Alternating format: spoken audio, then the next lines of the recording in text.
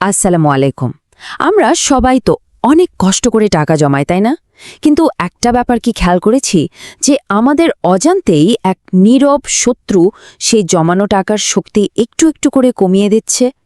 এই শত্রুর নাম হলো মুদ্রাস্ফীতি।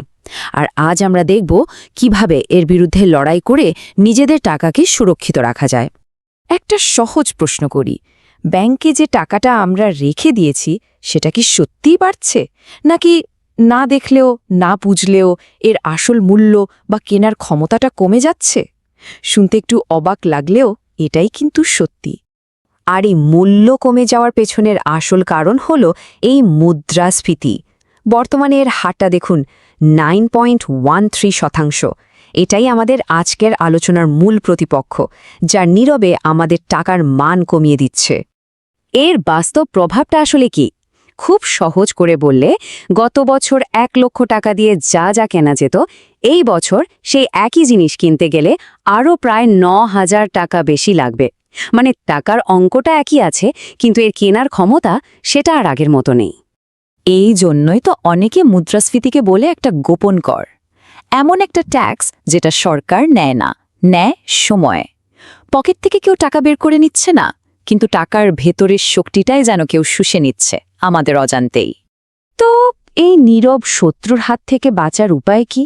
চলুন আজ আমরা 4টে রাস্তা ঘুরে দেখি, যেখানে আমাদের টাকা শুধু নিরাপদই থাকবে না, বরং বাড়বে। প্রথমেই আসি সবচেয়ে পরিচিত আর ভরসার জায়গায়, মানে ব্যাংক। আমরা প্রায় সবাই টাকা জমানোর জন্য প্রথমত ব্যাংকের কথাই ভাবি। ব্যাংকগুলো সাধারণত আমাদের জমানো টাকার উপর 5 থেকে 11% মতো মুনাফা বা সুদ দিয়ে থাকে। শুনতে তো বেশ আকর্ষণীয়ই মনে হয়, তাই না? ব্যাংকে টাকা রাখার সবচেয়ে বড় প্লাস পয়েন্ট হলো নিরাপত্তা, একদম নিশ্চিন্ত। কিন্তু আসল প্রশ্নটা হলো, মুদ্রাস্ফীতিকে হারানোর পর হাতে কি থাকছে? ধরুন ব্যাংক দিল 11% আর মুদ্রাস্ফীতি খেয়ে নিল 9%। তাহলে আসল লাভ হলো মাত্র 2%। অনেক সময় তো এটা শূন্যের কাছাকাছিও চলে আসে। মানে টাকাটা বাড়ছে ঠিকই, কিন্তু কচ্ছপের গতিতে। আচ্ছা, এবার আসি দ্বিতীয় অপশনে। এটা হলো সোনা। শত শত বছর ধরে বিনিয়োগের এক রাজকীয় মাধ্যম। শুধু গত কয়েক বছরের সোনার রিটার্নটা একবার দেখুন, প্রায় 68% পর্যন্ত বেড়েছে। তার মানে মুদ্রাস্ফীতির বিরুদ্ধে এটা একটা অসাধারণ অস্ত্র হিসেবে কাজ করেছে। সোনা কেনার সবচেয়ে বড় সুবিধা হলো, যখনই দেশে বা বিশ্বে কোনো সংকট দেখা দেয়, সোনার দাম বেড়ে যায়। এটা একটা সেফ হেভেন। কিন্তু একটা সমস্যাও আছে। আমরা তো বেশিরভাগ সময়ে গয়না কিনি, তাই না? ওই গয়না যখন বিক্রি করতে যাই, তখন মেকিং চার্জ বা মজুরির টাকাটা কিন্তু বাদ যায়। সোনার বারের ক্ষেত্রে অবশ্যই ঝামেলাটা অনেক কম।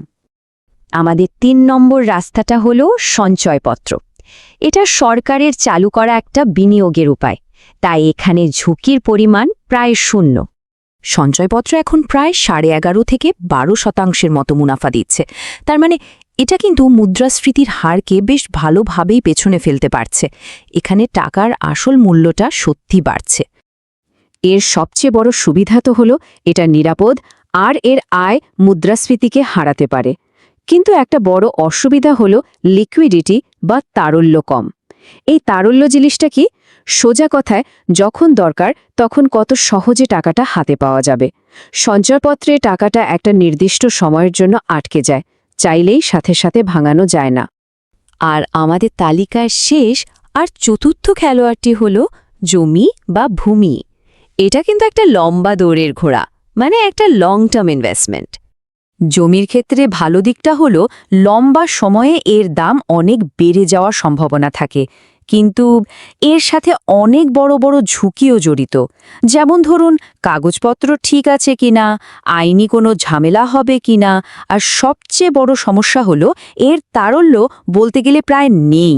মানে হুট করে টাকার দরকার হলে জমি বিক্রি করে টাকা পাওয়াটা খুবই কঠিন আর সময় সাপেক্ষ। তো আমরা 4টা পথ দেখলাম। এখন চলুন সবগুলোকে একসাথে একটা টেবিলের মধ্যে ফেলে দেখি, তাহলে পুরো ছবিটা একবারে পরিষ্কার হয়ে যাবে। এই টেবিলটা কি বলছে? ব্যাংক নিরাপদ কিন্তু লাভ কম, সঞ্চয়পত্রে লাভ ভালো কিন্তু টাকাটা লক হয়ে যায়, সোনা আর জমিতে লাভের সম্ভাবনা অনেক কিন্তু সাথে ঝুঁকিও বেশি, আর তারল্যের সমস্যা তো আছেই। তার মানে কি দাঁড়ালো? কোনো একটা অপশানই কিন্তু একাই নিখুঁত বা সেরা নয়। তাহলে আসল সমাধানটা কোথায়? সমাধানটা হলো ডাইভার্সিফিকেশন। কঠিন শব্দ মনে হচ্ছে? একদমই না।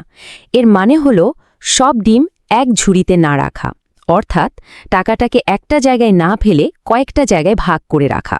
যেমন একটা উদাহরণ দেখি, জমানো টাকার 20% রাখা যেতে পারে ব্যাংকে জরুরি প্রয়োজনের জন্য, 30% সঞ্চয়পত্রে নিশ্চিত লাভের জন্য, আরও 20% সোনায় সংকটের সময়ের বন্ধু হিসেবে, আর বাকি 30% জমিতে লম্বা সময়ের বড় লাভের আশায়।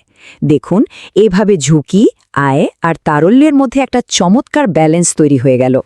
মনে রাখতে হবে, এখানে আসল লক্ষ্য কিন্তু সেরা খেলোয়াড় খুঁজে বের করা নয়, বরং এমন একটা শক্তিশালী টিম বানানো যেখানে সবাই মিলেমিশে একে অপরের দুর্বলতা পুষিয়ে দেবে। আমরা তো সবগুলো পথের সুবিধা অসুবিধা নিয়ে কথা বললাম। এখন এই তথ্যগুলো কাজে লাগিয়ে নিজের পরিস্থিতি, নিজের লক্ষ্য অনুযায়ী সিদ্ধান্তটা কিন্তু নিজেকেই নিতে হবে। শেষ করার আগে একটা কথা মনে রাখা খুব দরকার। মুদ্রাস্ফীতি কিন্তু কষ্ট করে জমানো টাকার মান কমানোর আগে কারও কাছে অনুমতি চাইতে আসে না, এটা আসতেই থাকবে। তাই যা করার সময় থাকতেই করতে হবে।